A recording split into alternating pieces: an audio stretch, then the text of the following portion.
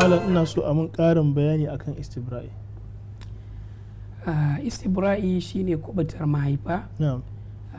Ana yin istibra'i ko dai matar da misali aka mata fyaɗe ko kuma misali mutum idan ya sayo baiwa a lokacin da ake ta'amuli da bayi, idan ya so baiwa wani yana saduwa da ita, to in ya zo kafin ya fara saduwa da ita sai ta yi istibra'i. Malamai sun yi saɓani shin istibra'i jini uku ne ko kuma jini ɗaya.